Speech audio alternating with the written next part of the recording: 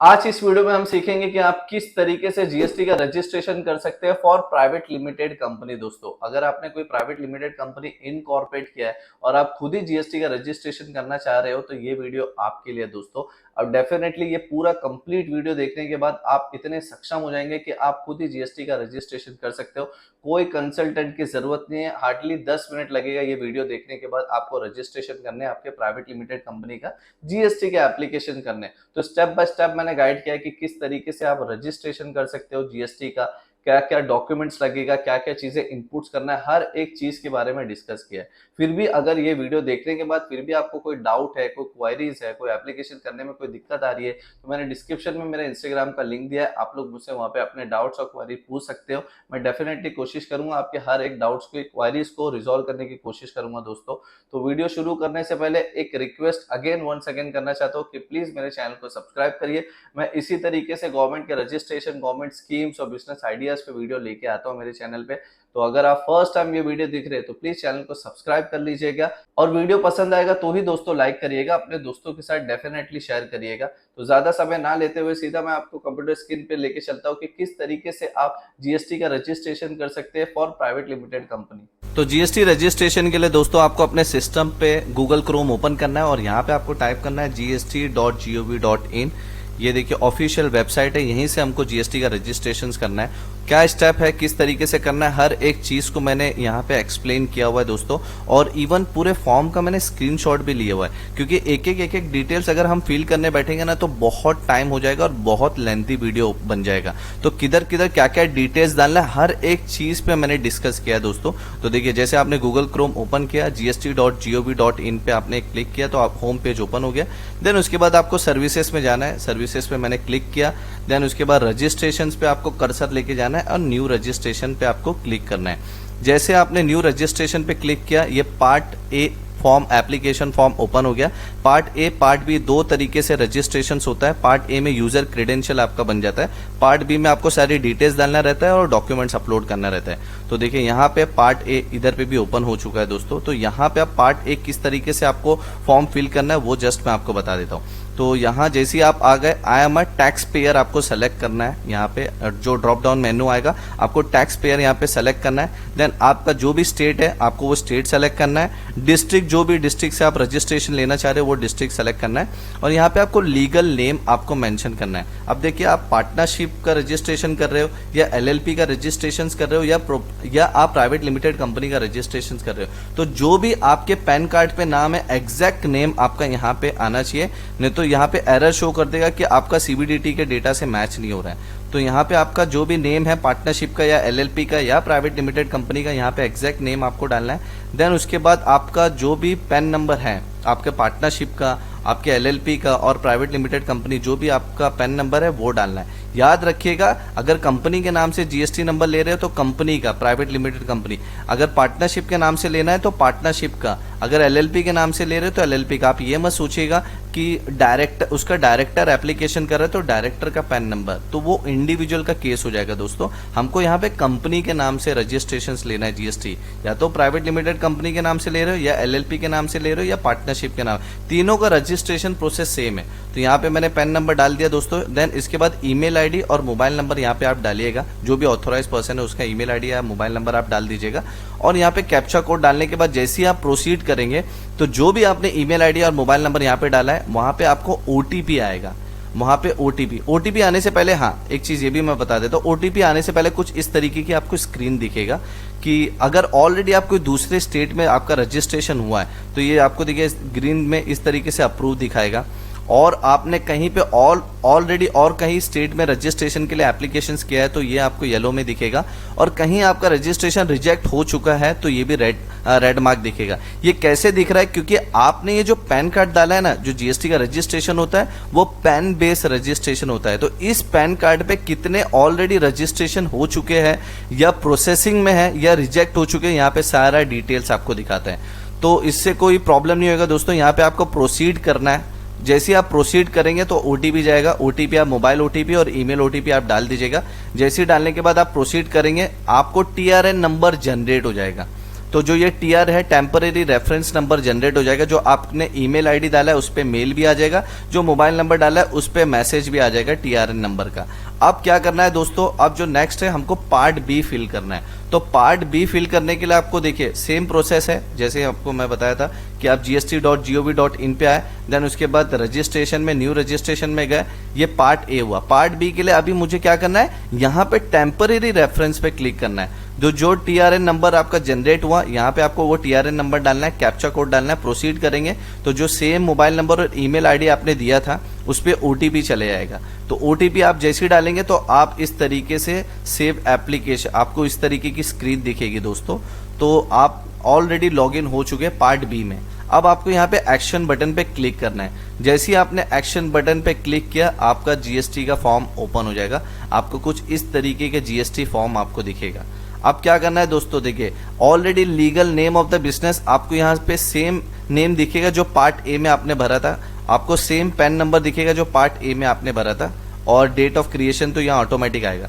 अब यहाँ पे आपको ट्रेड नेम डालना है, तो जो एग्जैक्टली मोस्टली दोनों नेम सेम होता है, तो जो आपने यहाँ पे लीगल नेम मेंशन किया एग्जैक्टली आपको ट्रेड नेम भी वही मेंशन करना है। अब यहाँ पे आपको कॉन्स्टिट्यूशन ऑफ बिजनेस सेलेक्ट करना है, तो आप पार्टनरशिप है तो पार्टनरशिप सेलेक्ट कर सकते हैं। अगर आपका लिमिटेड लायबिलिटी पार्टनरशिप है तो आप एलएलपी सेलेक्ट कर सकते हैं। अगर आपका कंपनी है प्राइवेट लिमिटेड कंपनी है तो आप प्राइवेट लिमिटेड कंपनी यहाँ पे सेलेक्ट कर सकते हैं दोस्तों। देन उसके बाद यहाँ पे जैसे ही आप सेलेक्ट कर लेंगे आपका constitution name of the state यहाँ ऑटोमेटिक ये आपका आ जाएगा कौन से डिस्ट्रिक्ट से आप एप्लीकेशन कर रहे हैं, क्योंकि ये डिटेल्स भी आपने पार्ट ए में आपने मेंशन किया था।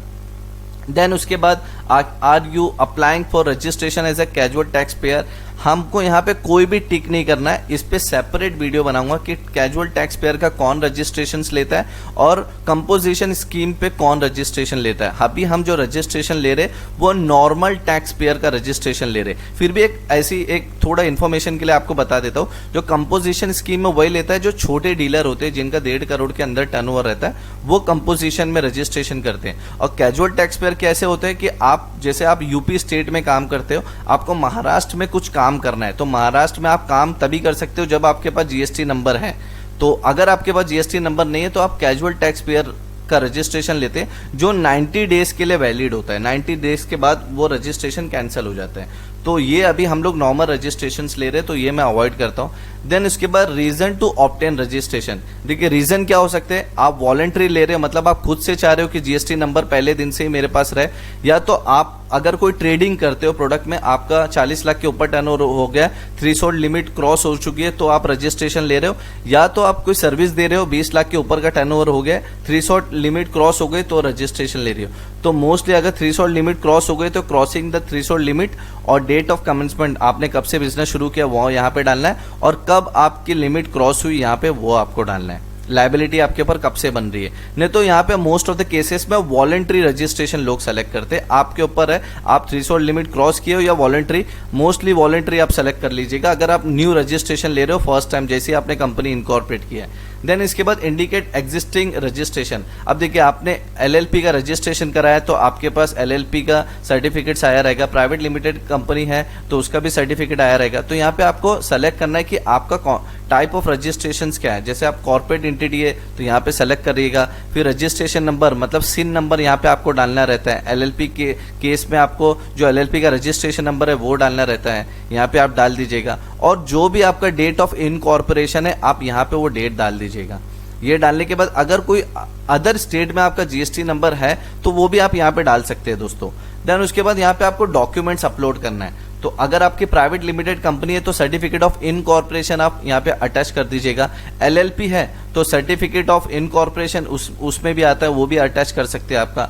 अगर अनरजिस्टर्ड पार्टनरशिप फॉर्म है आपकी तो आप उसके केस में आप एमएसएमई जो उद्यम रजिस्ट्रेशन होता है उसकी सर्टिफिकेट्स आप यहाँ पे अटैच कर दीजिएगा। उद्यम रजिस्ट्रेशन पे मैंने कंप्लीट एक डेडिकेटेड वीडियो बनाया जो डिस्क्रिप्शन में लिंक है, तो वो आप देख सकते हैं कि किस तरीके से आप इजीली उद्यम रजिस्ट्रेशन कर सकते हो घर बैठे।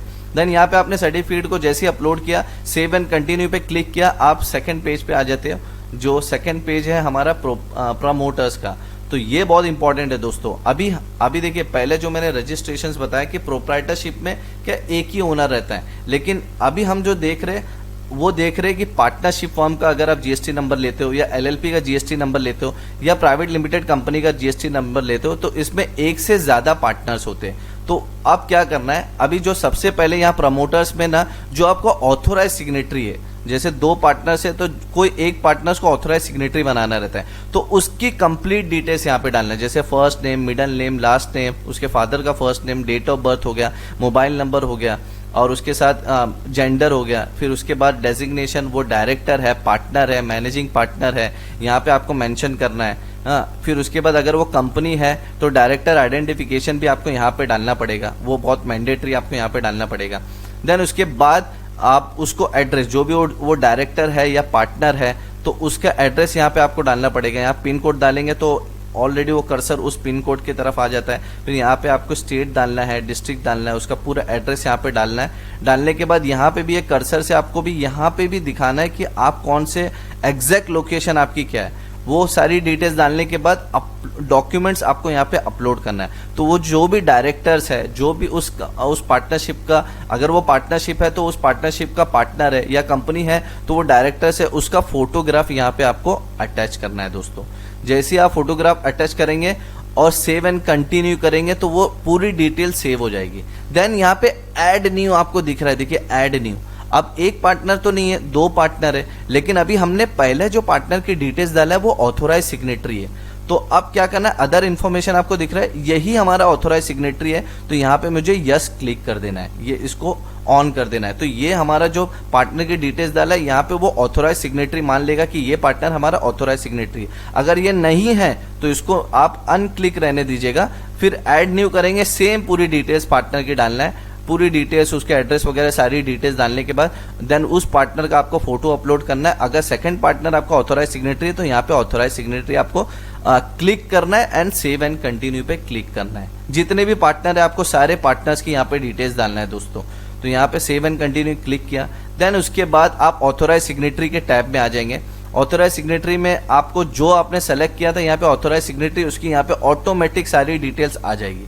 अब क्या होगा कि ऑथोराइज सिग्नेटरी आपने दे दिया, अब यहाँ पे आपको ऑथोराइज सिग्नेटरी का डॉक्यूमेंट्स अपलोड करना पड़ेगा। अगर पार्टनरशिप फॉर्म है दोस्तों तो आपको ऑथोराइजेशन लेटर यहाँ पे सबमिट करना पड़ेगा। आप इजीली उसको ऑथोराइजेशन लेटर का जो भी फॉर्मेट है आप गूगल से वो ले सकते हैं। अगर फिर भी कहीं दिक्कत आ रही है तो मैंने डिस्क्रिप्शन में मेरे इंस्टाग्राम की लिंक दिया हुआ है, आप लोग मुझे फॉलो करके आपको अगर वो डॉक्यूमेंट चाहिए, आपको ऑथोराइजेशन लेटर का फॉर्मेट चाहिए तो आप मेरे को मैसेज करिएगा, मैं डेफिनेटली आपको मैं मैसेज में प्रोवाइड कर दूंगा वो डॉक्यूमेंट्स, ऑथोराइजेशन का जो भी फॉर्मेट है। आप इंस्टाग्राम पे मुझसे पूछ सकते हैं। प्लस यहाँ पे अगर आप जैसे फॉर एग्जांपल अगर प्राइवेट लिमिटेड कंपनी है दोस्तों तो क्या है, तो यहाँ पे बोर्ड रेजोल्यूशन अटैच करना पड़ता है। तो बोर्ड रेजोल्यूशन फॉर ऑथोराइजेशन भी अगर आप सर्च करेंगे गूगल पे तो आपको मिल जाएगा फॉर जीएसटी रजिस्ट्रेशन। तो वो बोर्ड रेजोल्यूशन आपको अपने लेटर हेड पे प्रिंट करना है। ऑथोराइजेशन भी अगर पार्टनरशिप है तो आपको अपने लेटर हेड पे प्रिंट करके उसको स्टैम्प करके यहाँ पे अटैच करना है। जितने भी पार्टनर है सबकी सिग्नेचर रहेगी और जो एक ऑथोराइज पार्टनर है उसका एक्सेप्टेंस यहाँ पे लेके उसको पीडीएफ यहाँ पे अटैच करना है। जैसे आप अटैच करेंगे, सेव एंड कंटिन्यू करेंगे दोस्तों, देन आप यहाँ पे रिप्रेजेंटेटिव, ऑथोराइज रिप्रेजेंटेटिव टैब में आ जाएंगे। तो मोस्ट ऑफ द केसेस में ऑथोराइज सिग्नेटरी रहता है तो रिप्रेजेंटेटिव की कोई जरूरत नहीं रहती है। तो उसमें जैसे आप इस टैब में आएंगे तो सेव एंड कंटिन्यू करिएगा, वहां पे एक चेक बॉक्स रहता है उसको अनक्लिक रहने दीजिएगा और आगे बढ़ जाएगा।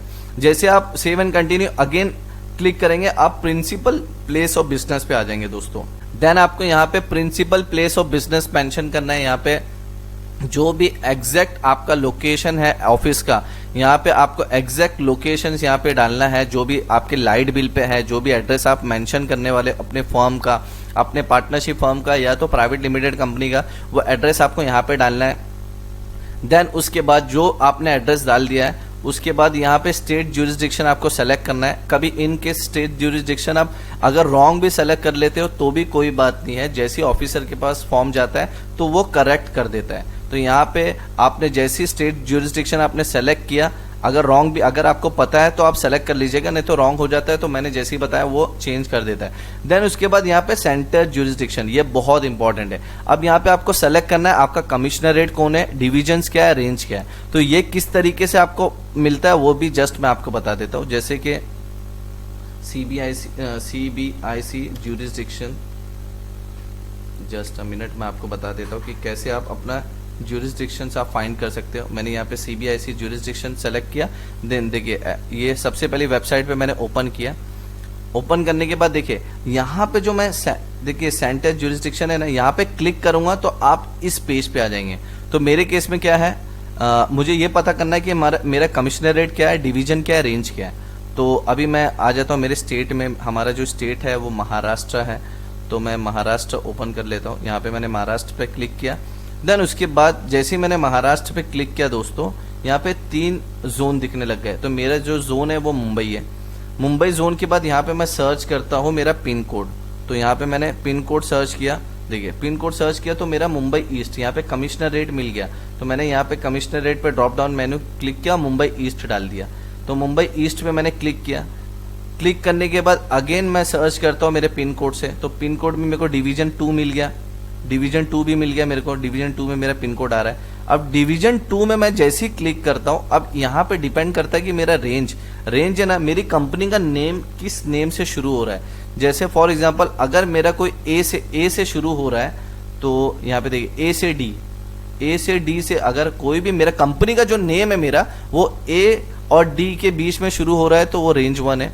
फिर उसके बाद ई से एच से शुरू हो रहा है तो रेंज 2 है, और आई से एम से शुरू हो रहा है तो रेंज 3। इजी दोस्तों, समझ में आ गया। तो इस तरीके से आपको रेंज सेलेक्ट करना है। देन उसके बाद ईमेल आईडी, मोबाइल नंबर आपको यहाँ पे डालना है, जो भी आपका ऑथोराइज पर्सन है। एंड यहाँ पे आपको डॉक्यूमेंट के केसेस में बहुत इंपॉर्टेंट है। अब डिपेंड करता है कि आप जो डॉक्यूमेंट, जो रजिस्टर्ड ऑफिस का जो एड्रेस है वो ओन्ड है, मतलब कोई डायरेक्टर्स ओन्ड करता है वो, या रेंटेड है, या कंसेंट आपने लिए हुए। अब ये तीनों केसेस में क्या है, देखिए आपको इलेक्ट्रिसिटी बिल तो मैंडेटरी डालना है, या तो फिर मोबाइल बिल, या आपका टैक्स प्रॉपर्टी, जैसे ओनरशिप का जो डिटेल्स होता है वो आपको मैंडेटरी यहाँ पे डालना है।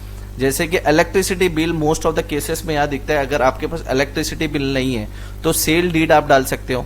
हाँ, सेल डीड भी नहीं है आपके पास, प्रॉपर्टी रिसिप्ट होगा वो डाल सकते हो। पहले तो डिपेंड करता है, आपको ये सेलेक्ट करना है कि आपकी प्रॉपर्टी ओन्ड है, आपकी प्रॉपर्टी रेंटेड है, या कंसेंटेड है। कंसेंटेड मतलब किसी दूसरे की प्रॉपर्टी है लेकिन वो आपको कंसेंट दे रहा है कि आप इस प्रॉपर्टी को यूज कर सकते हैं as a registered office GST department में।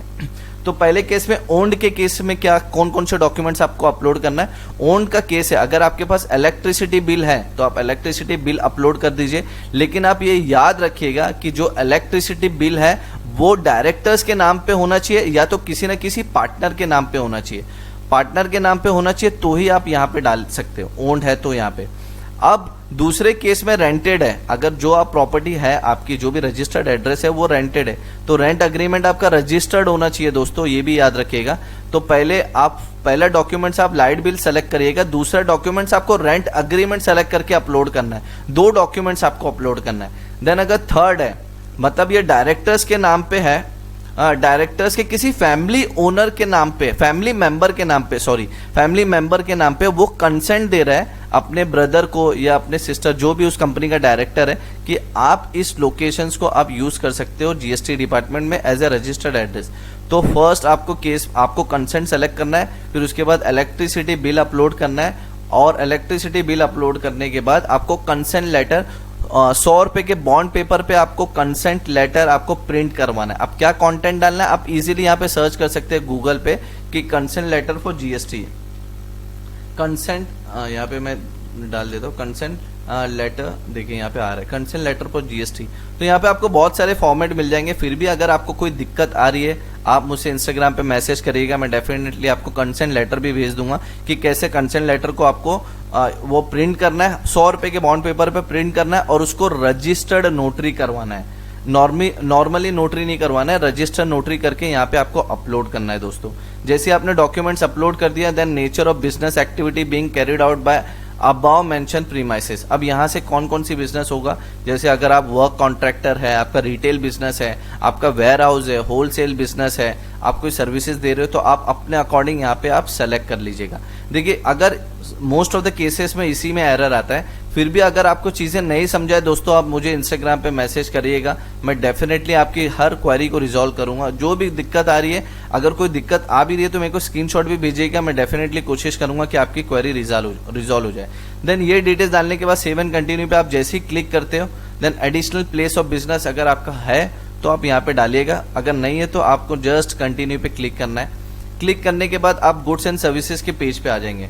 तो यहाँ पे देखिए गुड्स और यहाँ पे सर्विसेज है। अब जो भी आप प्रोडक्ट में डील करते हो या जो भी सर्विसेज में डील करते हो उसका HSN कोड, अगर प्रोडक्ट में डील कर रहे हो तो यहाँ पे HSN कोड डालना है। जैसे मैं शर्ट मैन्युफैक्चरिंग करता हूँ तो यहाँ पे जैसे मैं शर्ट का HSN कोड देखिए शर्ट्स HSN कोड, तो यहाँ पे जितने भी मेरे HSN कोड है शर्ट से रिलेटेड, यहाँ पे मुझे यहाँ पे जस्ट मैं कोड डालूंगा ऑटोमेटिक नीचे आ जाएगा। तो आप सेलेक्ट कर लीजिएगा अपने बिजनेस के अकॉर्डिंग कि ये आपका HSN कोड है। अब सर्विस में HSN कोड नहीं डालते, सर्विस में SAC कोड डालते हैं, SAC code for accounting business, accounting services. तो यहाँ पे देखिए यहाँ पे SAC कोड आ गया। तो यहाँ पे कोड आप जैसे ही डालेंगे ऑटोमेटिक नीचे आएगा, आप सेलेक्ट कर लीजिएगा अपने अकॉर्डिंग। देन यहाँ पे आप 5 गुड्स के HSN डाल सकते हो, 5 सर्विस के HSN डाल सकते हो। और याद रखिएगा जो आप बिजनेस कर रहे हो उसी से रिलेटेड बिजनेस होना चाहिए, नहीं तो एक आप HSN डाल रहे हो, फॉर एग्जाम्पल एक शर्ट्स का HSN डाल रहे हो, फिर आप अकाउंटिंग की सर्विसेज भी डाल रहे हो, फिर आप रियल एस्टेट की भी सर्विस, तो ऐसा पॉसिबल नहीं है। एक बिजनेस जो है आप उसी से रिलेटेड GST नंबर ले सकते हैं। और जैसे फॉर एग्जांपल अगर मैं शर्ट्स मैन्युफैक्चरिंग कर रहा हूँ तो मैं पैंट का डाल सकता हूँ या उससे रिलेटेड बिजनेस में, लेकिन डिफरेंट बिजनेस नहीं होना चाहिए दोस्तों। देन उसके बाद बहुत सारे लोग यहाँ पे HSN अलग अलग मेंशन कर देते हैं कि हम ये सब में भी डील कर सकते हैं, तो ऐसा नहीं होता है। बाद में कभी इंक्वायरी आएगी तो डेफिनेटली आपको पेनल्टी भरना पड़ेगा। देन आपने गुड्स एंड सर्विसेज के गुड्स के HSN कोड डाल दिया, सर्विसेज के SAC कोड डाल दिया, दोनों में आप मैक्सिमम 5 कोड डाल सकते हो। देन आपने सेव एंड कंटिन्यू पे क्लिक किया दोस्तों। जैसे ही आपने क्लिक किया आप ये स्टेट स्पेसिफिक इंफॉर्मेशन के टैब में आ गए। देन यहाँ पे आपको सेलेक्ट करना है कि आपका जो रजिस्टर एग्रीमेंट है वो ओन्ड है, कंसेंट है या रेंटेड है। वो यहाँ पे आप जैसे ही सेलेक्ट करेंगे देन आपको यहाँ पूछेगा name of the electricity board, आपको अपना इलेक्ट्रिसिटी बोर्ड का नाम सेलेक्ट करना है और इलेक्ट्रिसिटी जो लाइट बिल आती है उसका अकाउंट नंबर यहाँ पे आपको डालना है। इन केस अगर आपके पास PT नंबर है, क्योंकि अभी सेम एरर यहाँ पे आने लग गया है कि आपका PT रजिस्ट्रेशन की भी कॉपी मांगते हैं, तो PT रजिस्ट्रेशन कॉपी है तो आप यहाँ पे PT नंबर यहाँ पे डाल सकते हो और सेव एंड कंटिन्यू पे आपको क्लिक करना है दोस्तों। जैसे आपने सेव एंड कंटिन्यू पे क्लिक किया आप आधार ऑथेंटिकेशन पेज पे आ जाते हो। देखिए आधार ऑथेंटिकेशन पेज पे आप आने के बाद आपको कुछ इस तरीके का दिखेगा, जस्ट मैं आपको दिखा देता हूँ। आधार ऑथेंटिकेशन पेज पे आ गए दोस्तों आप। देन आपको सेलेक्ट करना है जितने भी पार्टनर्स के आपने डिटेल्स डाले थे, जितने भी डायरेक्टर्स के आपने डिटेल्स डाले थे, कौन सा डायरेक्टर आधार ऑथेंटिकेट करेगा। तो यहाँ पे तो ये ऑलरेडी सेलेक्ट है, यहाँ पे भी आपको सेलेक्ट करना है कि किसके कौन सा पर्सन है जो भी ऑथराइज सिग्नेटरी है जो आधार ऑथेंटिकेशन करेगा। यहाँ पे क्लिक जैसे ही करेंगे दोस्तों आप, क्लिक करने के बाद आपको सेव एंड कंटिन्यू पे क्लिक करना है। यहाँ पे भी सेव एंड कंटिन्यू आएगा, आपको क्लिक करना है। देखिए सेव एंड कंटिन्यू आया, यहाँ पे देखिए क्लिक हो गया, ग्रीन हो गया। एंड सेव एंड कंटिन्यू पे क्लिक करने के बाद आप वेरिफिकेशन के पेज पे आ जाएंगे। यहाँ पे वेरिफिकेशन का जो चेक बॉक्स है यहाँ पे आपको क्लिक करना है, नेम, और यहाँ पे जैसे ड्रॉप डाउन मेन्यू पे आप क्लिक करेंगे जो भी ऑथराइज पर्सन है उसका नेम आ जाएगा। प्लेस डालने के बाद आप सबमिट कर सकते हो डिजिटल सिग्नेचर से और सबमिट कर सकते हैं EVC से। तो मैं तो सजेस्ट करूंगा कि EVC से आप सबमिट करिएगा। जैसे आप EVC से सबमिट करते हो आपका देखिए OTP आता है। OTP आपको जो भी ऑथराइज पर्सन का जो मोबाइल नंबर था उस पर OTP आएगा। OTP डालने के बाद वैलिडेट आप जैसे ही करते हो आपको इस तरीके की कुछ स्क्रीन दिखेगी कि आपका रजिस्ट्रेशन मतलब सक्सेस हो गया, आपने जो सबमिशन किया वो सक्सेसफुल हो चुका है। लेकिन अभी भी दोस्तों आपका रजिस्ट्रेशन कंप्लीट नहीं हुआ, ये याद रखिएगा। अभी आपने खाली फॉर्म एप्लीकेशंस भरा है, अब आपको थोड़े देर के बाद आपको एक ईमेल पे eKYC करना पड़ेगा, जो हमने यहाँ पे सेलेक्ट किया था ना दोस्तों। देखिए कि यहाँ पे सेलेक्ट किया था कि किसी का एक का eKYC करना है, तो eKYC का ईमेल आएगा, उस पर एक लिंक रहेगा, उस लिंक पे आप क्लिक करेंगे। जैसे उस लिंक पे आप क्लिक करेंगे दोस्तों जो ऑथराइज पर्सन है उसका नेम वगैरह यहाँ पे आ जाएगा और यहाँ पे आपको चेक बॉक्स पे क्लिक करना है और आधार नंबर पे सेलेक्ट करके यहाँ पे आधार नंबर डालना है और वैलिडेट आधार नंबर पे आपको क्लिक करना है। जैसे ही आप क्लिक करेंगे दोस्तों तो आपको एक OTP आएगा। OTP यहाँ पे डालने के बाद आपको वैलिडेट OTP करना है। जैसे ही आपने वैलिडेट ओटीपी किया देन आपका रजिस्ट्रेशन यहाँ पे सक्सेसफुल हो गया। देखिए Aadhaar has been successfully verified and e KYC authentication. तो आपने जो भी पार्टनरशिप का रजिस्ट्रेशन अब आपका जाके कंप्लीट हुआ, या एलएलपी का रजिस्ट्रेशन कर रहे हो तो वो कंप्लीट हुआ, या प्राइवेट लिमिटेड का रजिस्ट्रेशन कर रहे हो, जीएसटी का रजिस्ट्रेशन जो भी कर रहे हो, अब जाके आपका कंप्लीट हुआ है। अब दोस्तों 10 से 15 मिनट के बाद जो भी आपने ईमेल आईडी मेंशन किया है और मोबाइल नंबर मेंशन किया, उसमें एआरएन नंबर जनरेट हो जाता है। अब एआरएन नंबर से आप स्टेटस चेक कर सकते हो। किस तरीके से स्टेटस चेक कर सकते हो वो भी मैं आपको बता देता हूँ। जैसे मैं यहाँ पे आया और gst.gov.in ये ऑफिशियल वेबसाइट है। यहाँ पे आने के बाद देखिए मैं सर्विसेज में गया, रजिस्ट्रेशन में ट्रैक योर एप्लीकेशन स्टेटस, यहाँ पे आपको दिख रहा है ट्रैक योर एप्लीकेशन स्टेटस। तो यहाँ पे ट्रैक करने के लिए जो भी आपका एआरएन नंबर जनरेट हुआ है, आप यहाँ पे एआरएन नंबर डाल के सर्च कर सकते हो। आपको अपडेट मिल जाएगा कि आपके स्टेटस पेंडिंग है या कोई रेक्टिफिकेशंस आया है, वो सारी डिटेल्स आपको यहाँ पे दिखेगी। अगर सारे डॉक्यूमेंट्स प्रॉपर है दोस्तों तो 4 वर्किंग डेज के अंदर आपको जीएसटी सर्टिफिकेट इशू हो जाता है। जीएसटी का जो सर्टिफिकेट्स आता है वो ईमेल पे आता है आपको जीएसटी का, आपको जीएसटी नंबर आ जाता है और एक प्रोविजनल पासवर्ड आता है। तो वो आपको किस तरीके से एक्टिवेट करना है वो भी मैं बता देता हूँ कि आपको लॉगिन डिटेल्स आ जाता है। तो लॉगिन आप यहाँ पे जब नेक्स्ट टाइम लॉगिन करेंगे तो आपको लॉगिन करना पड़ेगा। यहाँ पे लॉगिन करने के बाद आप फर्स्ट टाइम लॉगिन करोगे दोस्तों, फर्स्ट टाइम, तो आपको इधर से लॉगिन नहीं करना है। आपको देखिए फर्स्ट टाइम लॉगिन के लिए यहाँ पे क्लिक करना है।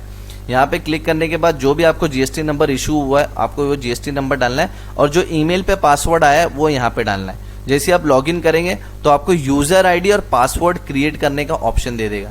तो आप यूनिक यूजर आईडी और पासवर्ड क्रिएट करेंगे, जो वो सक्सेसफुल हो जाएगा देन आप यहाँ से लॉगिन कर पाएंगे।